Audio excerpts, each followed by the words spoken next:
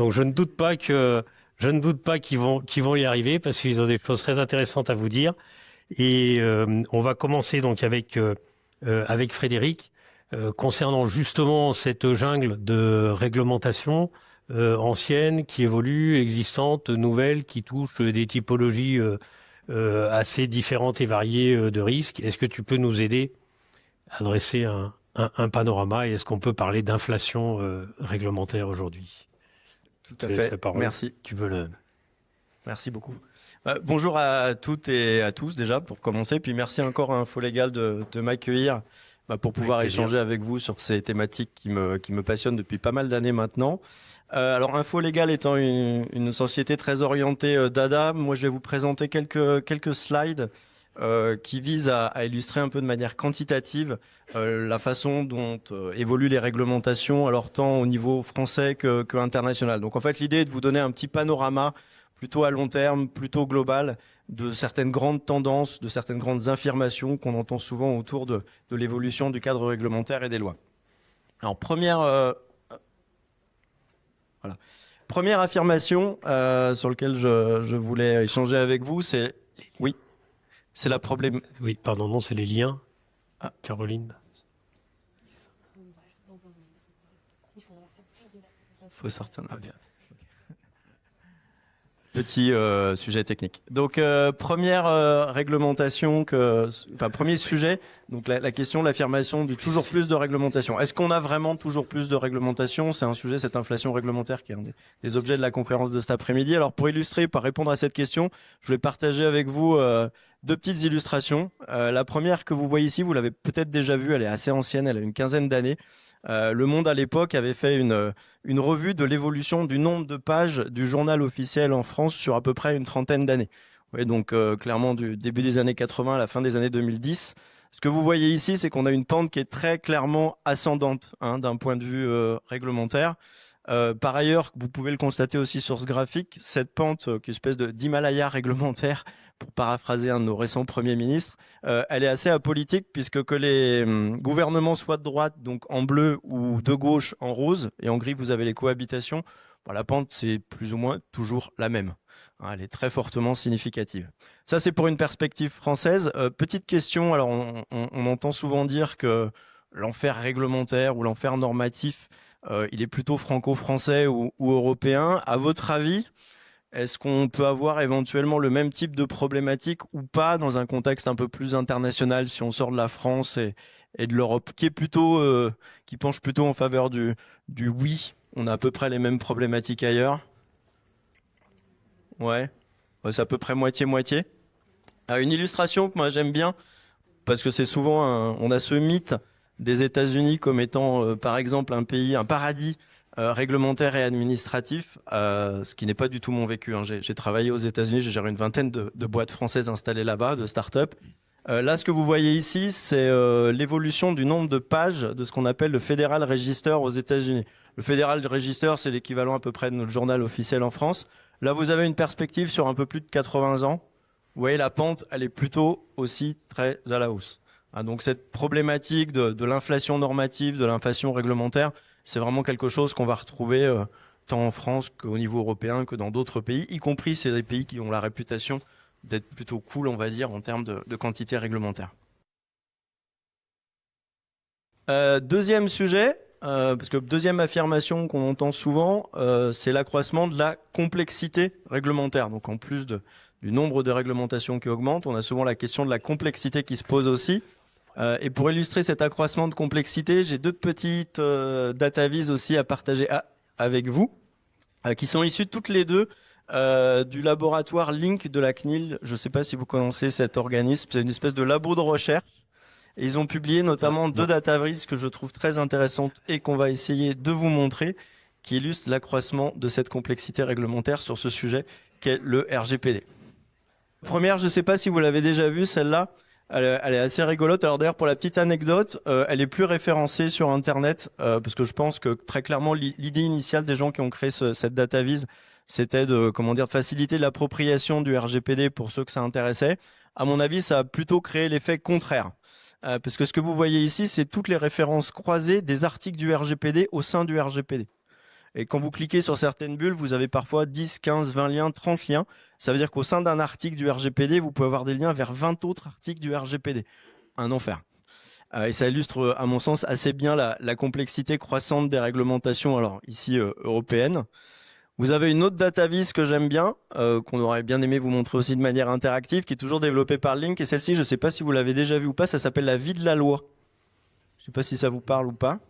Alors c'est assez rigolo, c'est le nombre d'articles dans la loi française relative à la protection des données personnelles depuis 1978, donc date d'adoption de la loi informatique et liberté, jusqu'à nos jours.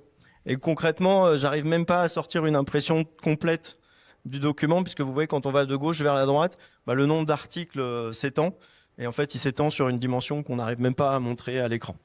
Donc il y a un deuxième exemple que je trouve assez sympathique d'illustration de l'accroissement de cette complexité. Ça, c'est dans un contexte plutôt européen. Je vais vous la challenger un peu toujours pareil sur la data privacy, plutôt toujours dans un contexte US, ce fameux pays paradis réglementaire.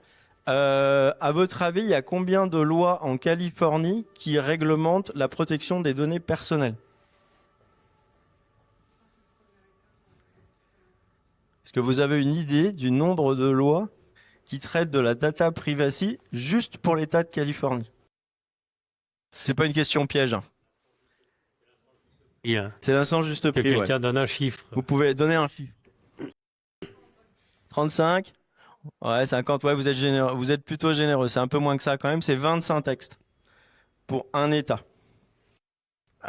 Donc cette problématique de la complexité réglementaire, encore une fois, elle n'est pas que française ou européenne. Alors moi, pour vous faire un petit retour d'expérience un peu rigolo, j'ai géré une vingtaine de boîtes françaises installées aux États-Unis, et ça, c'était mon cauchemar. Alors pour une bonne et simple raison, c'est que j'avais des sociétés qui étaient parfois présentes dans les 50 États des États-Unis. Figurez-vous qu'aux États-Unis, quand vous devez gérer une notification, enfin une violation de données et les notifications afférentes, c'est 50 processus différents. Puisqu'en fait, chaque État va déterminer dans quel timing doivent être notifiées l'autorité de l'État. Qu'est-ce que c'est qu'une violation de données? Les États n'ont pas la même définition de ce que c'est. Donc vous vous retrouvez exactement de la même manière dans une espèce d'enfer réglementaire et normatif, encore une fois dans un pays qui pourtant parfois passe pour être plutôt sympathique sur ces aspects-là. Donc ce n'est pas qu'une spécificité française ou européenne. Augmentation du nombre de textes, augmentation de leur complexité, et par ailleurs on a un petit bonus, c'est que les lois sont de plus en plus mal écrites. Et c'est pas moi qui le dis, c'est le Conseil d'État qui le dit de manière régulière, puisqu'ils font des études sur l'état de la loi en France. Et vous voyez, leur bilan en général, il n'est pas génial. Je vous dis, or ce constat est préoccupant. Nombre de lois ne sont ni claires ni stables. En France, la France légifère trop et légifère mal. C'est assez clair.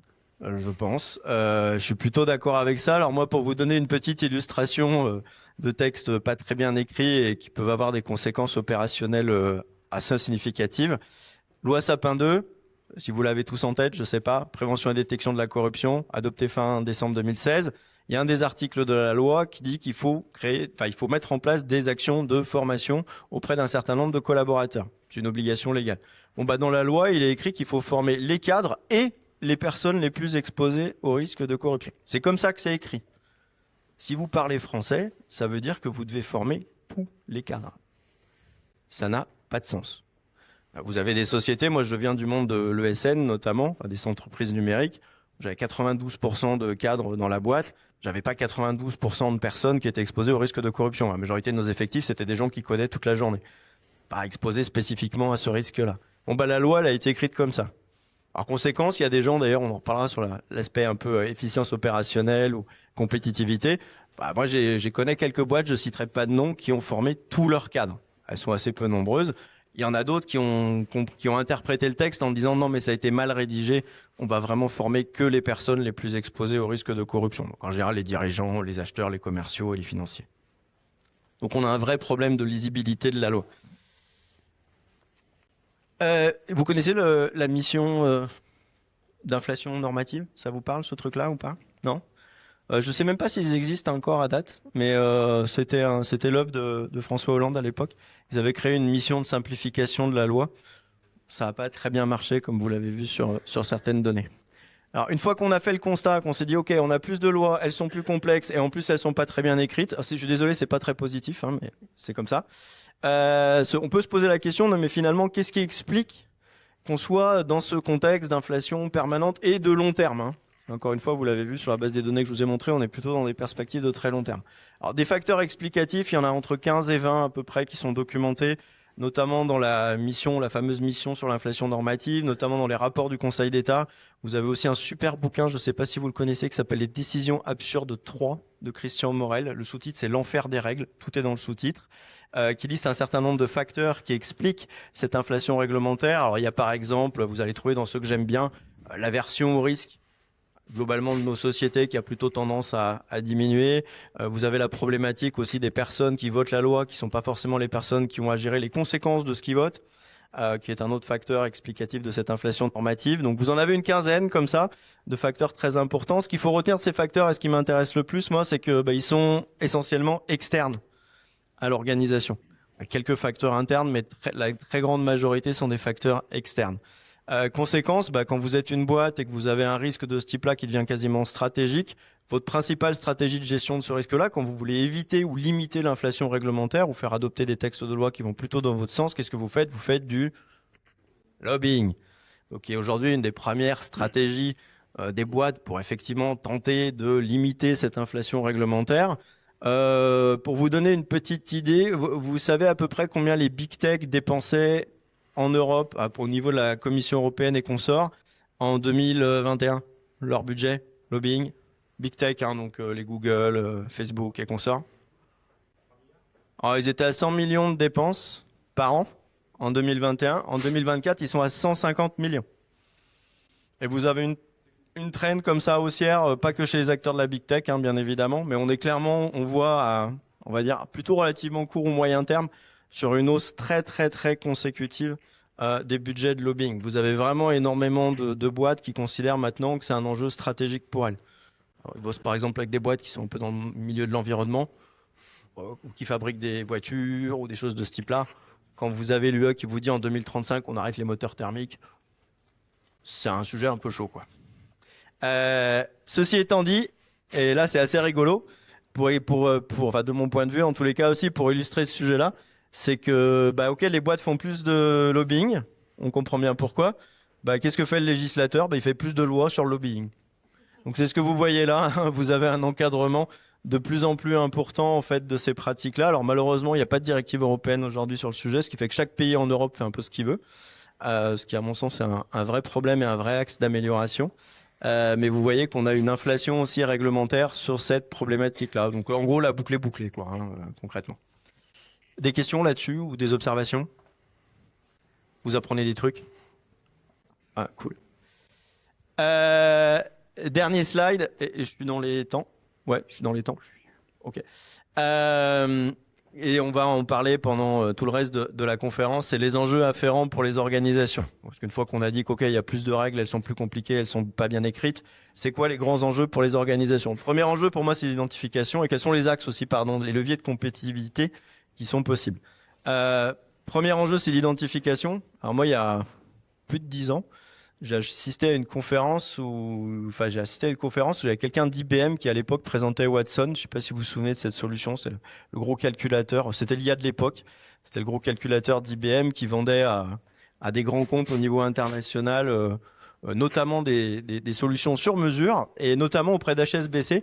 Il parlait du cas HSBC à l'époque. HSBC, c'était plus de 40 000 nouvelles réglementations bancaires identifiées par an au niveau mondial. 40 000 par an. Autant vous dire que le PDG de HSBC et ses équipes, ils n'avaient pas les ressources en people pour suivre tout ça. Et donc, ils avaient fait développer une solution par IBM pour justement automatiser l'identification de toutes ces règles-là. Donc ça, c'est un levier de compétitivité. Par exemple, quand vous êtes dans la santé, dans la banque, dans l'assurance, dans l'armement, dans tous ces secteurs qui sont ultra régulés, qui peut être intéressant. Vous avez un deuxième sujet qui est celui de l'évaluation des risques. Alors ça, c'est un peu mon truc à moi. C'est principalement ce que je vends à mes clients. Pour vous faire la version courte, en fait, tout le monde va pas faire du RGPD comme chez Google ou comme chez Facebook. L'idée, c'est de se dire, une fois qu'on a identifié les réglementations auxquelles on est exposé, comment est-ce qu'on va mettre en œuvre des dispositifs de gestion de ces réglementations qui sont alignés avec les enjeux de l'entreprise concernée. Donc ça va être via de l'analyse de données, via de l'intelligence économique, via une approche, parce que moi je l'appelle les risques, les facteurs aggravants, les facteurs atténuants de risque. Les organisations vont pouvoir gagner en compétitivité en ayant encore une fois, via une bonne approche par les risques, basée sur de la data notamment, une approche qui va leur permettre de gagner de l'argent en fait, d'en dépenser moins en tous les cas. L'interprétation, je vous ai cité déjà l'exemple de tout à l'heure sur la formation Sapin 2. Les gens qui ont interprété la loi en disant non mais les cadres, tous les cadres c'est n'importe quoi, le texte a été mal écrit, ils ont dépensé moins d'argent que ceux qui ont interprété la loi autrement. Vous avez ensuite l'arbitrage, alors qui est un sujet un peu polémique, peut se voir de deux façons différentes. Moi j'ai ma vision du sujet, mais moi j'ai des clients par exemple qui en matière d'anticorruption sont soumis au FCPA américain, au UK Bribery Act anglais, à Sapin 2 en France, et ils me disent en gros comment j'arbitre. Parce que moi, si je dois être en conformité par rapport à tous ces référentiels, c'est un peu compliqué. Je dis, vous prenez le référentiel le plus strict et ou le plus simple. Bon, il se trouve que pour ce qui est de l'anticorruption, en plus, l'Agence française anticorruption a publié un document dans lequel ils affirment que le référentiel français dépasse tous les autres, entre guillemets. C'est-à-dire que si vous êtes conforme au référentiel français, vous êtes conforme au référentiel américain et UK. Je dis, ça, pareil, ça peut vous faire gagner en compétitivité si vous vous basez que sur un référentiel versus vous en gérez 3. Mise en œuvre opérationnelle, et je vais finir avec ça, je suis toujours dans les temps, c'est bon, avant de passer la parole, qui est pour moi probablement un des plus gros sujets ici. C'est OK, vous avez bien identifié vos risques, vous allez mettre en place des procédures, des politiques qui sont adaptées au niveau de risque auquel vous êtes exposé d'un point de vue réglementaire. C'est comment vous facilitez la mise en œuvre opérationnelle de vos règles. Et là, typiquement, des outils comme InfoLégal, c'est top. Moi, je souvenir il y a quelques années de pas mal de mes clients qui, par exemple, pour l'évaluation de l'intégrité des tiers dans le cadre de la loi, envoyaient des questionnaires. Ils avaient des taux de retour qui étaient pas terribles, la qualité des informations qu'ils collectaient était pas terrible, donc ils perdaient beaucoup de temps à rédiger, envoyer, collecter, tenter d'analyser les documents qu'on leur envoyait. Les solutions technologiques type InfoLégal. Et en plus, elles étaient subjectives. Parce que le questionnaire revient à dire, est-ce que vous êtes corrupteur ou corrompu? La personne répond non, c'est bon, j'ai fait mes diligences. Non, c'est un complément. Enfin, Salafa le disait très clairement, c'est un complément à une diligence, mais ça peut pas constituer la diligence. Exactement. Donc, qui pour moi est un bon exemple de facilitateur, et là, vous pouvez gagner de la productivité, de l'efficacité, de l'efficience d'un point de vue opérationnel, mais de toute façon, on va évoquer plein d'autres sujets en lien avec celui-là. Peut-être, oui, avant que tu passes la parole, une petite question. Bon, je crois que là, c'est assez clair. Enfin, quand on parle de surenchère, d'inflation en termes réglementaires, vous avez vu les schémas, même s'ils n'étaient pas interactifs, je crois qu'ils sont assez évocateurs. Voilà. Et ce n'est qu'une illustration visuelle de tout ce que, d'ailleurs, ce à quoi vous êtes confrontés plus ou moins au quotidien. Du coup, par rapport, parce qu'il y a des réglementations qui sont anciennes, on en ajoute tous les jours. Toutes les entreprises ne sont pas forcément égales devant ces réglementations. Quels sont les moyens financiers, humains, techniques dont elles disposent, ne serait-ce que la veille juridique, etc., etc. Comment tu vois dans ton expérience sur le marché, comment ça se répartit Pour moi, il y a deux grandes. C'est un peu subjectif et j'ai un biais d'échantillonnage certain. Mais moi, ce que je vois, c'est deux grands groupes. Il y a les entreprises qui sont historiquement très régulées. Donc, vous allez avoir les gens qui sont dans la banque, dans l'assurance, dans la santé, dans l'armement, où là, on a depuis belle lurette des ressources tant humaines que technologiques qui sont très significatives allouées à ces problématiques de conformité. Pourquoi ? Parce que c'est plus un risque de conformité qu'elles adressent, c'est un risque stratégique. Quand vous êtes dans ces métiers-là, on est plutôt dans la catégorie stratégie. C'est en gros, si vous vous plantez là-dessus, la continuité d'exploitation de votre groupe, elle est potentiellement remise en question. Donc là, on va avoir beaucoup de moyens financiers, beaucoup de moyens humains. Et quand je dis c'est intégré dans le modèle économique aussi de ces boîtes-là depuis belle lurette, ça veut dire que c'est facturé. Moi, je fréquentais il y a une quinzaine d'années numéro 2 de la Société Générale qui me disait que dans son PNB, les dépenses qu'il faisait de compliance, de gestion de risque, de contrôle et d'audit, c'était 4% du produit net bancaire de sa banque, quoi. Donc quand vous dépensez autant sur des fonctions de conformité ou de gestion de risque, forcément vous les refacturez à vos clients. C'est pas du tout le cas dans les ETI qui pour moi est le deuxième groupe d'entreprise, qui est principalement le typologie d'entreprise avec laquelle je travaille, où là, pour moi, on a deux choses qui se distinguent un peu. On a, alors sur les ressources humaines, quand on parle people, c'est compliqué. Moi, je travaille principalement avec des directions juridiques à qui on a dit un jour, bon, bah, tu faisais le droit des obligations, tu faisais le droit des sociétés, tu faisais le droit des marques, maintenant tu vas faire la compliance. Et là, alors soit j'ai pas le temps, soit je sais pas forcément faire, soit les deux. Ça dépend. Donc en termes de ressources humaines, c'est compliqué. Il y a rarement des lignes budgétaires nouvelles qui sont dégagées. Conséquence de ça, majeure, c'est qu'en termes de pilotage, c'est compliqué. C'est-à-dire que la majorité des boîtes avec qui je bosse, ils arrivent à faire un code de conduite, une procédure d'alerte, par exemple. Par contre, piloter la mise en œuvre de ce qui est écrit dans le long terme, ils n'y arrivent pas. Ils n'ont pas d'audit interne, ils n'ont pas de contrôle interne, ils n'ont pas de fonction dédiée à ces problématiques-là. Ça, c'est sur la partie people dans les OTI. Sur la partie techno, par contre, j'ai vu une évolution plutôt très positive, et on va pas mal en parler, je pense, cet après-midi. Sur les 5 dernières années, je dirais à peu près, c'est que j'ai de plus en plus de mes clients qui s'équipent avec des solutions comme InfoLégal pour gérer les risques liés aux tiers, mais ça peut être aussi avec d'autres solutions pour gérer les alertes professionnelles.